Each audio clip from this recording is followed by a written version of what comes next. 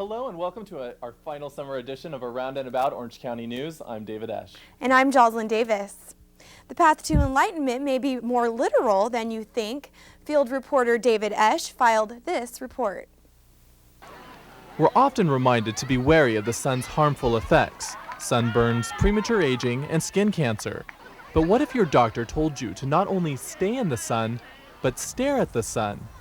That's exactly what Rich Blumenthal does. He sun gazes.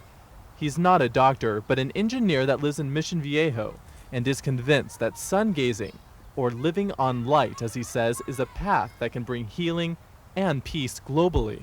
What is sun gazing? Is the revival of an ancient practice whereby you can derive nutrition directly from the sun without, I call it a middleman. Food is like a middleman.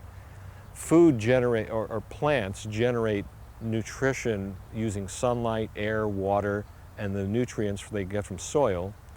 And essentially, we are converting ourselves to a plant. So where did this bright idea come from? The main propagator of this practice is Hira Ratan Manik, or HRM, a 68-year-old Indian who has been on a Southern California tour teaching about harnessing energy from the sun. HRM teaches that if one stares at the sun during sunrise or sunset while standing on bare earth, their body will be healed of all disease and will not require food. This is a sure answer to obesity and hunger both. Obesity can be cured very easily through sun gazing. No, I have no ailments, neither bodily nor mentally nor even spiritually. I have total health.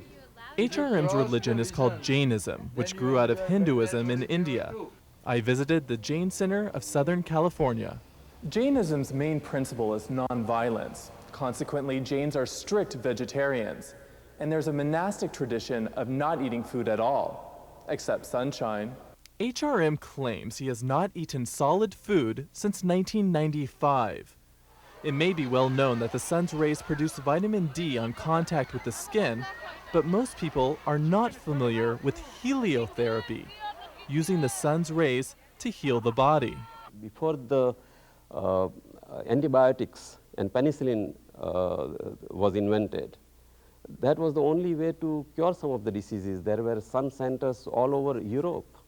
Forget about Asia, they were already in Europe. There were centers who bathe you in sun with different color glass in front of you for different ailment. And this was a very popular practice even in the United States at that time. But that all died away because antibiotics work very fast and these practices work very, very slowly. Dr. Bose is a leading neuro-ophthalmologist at UCI Medical Center. He also grew up in India with sungazers around him.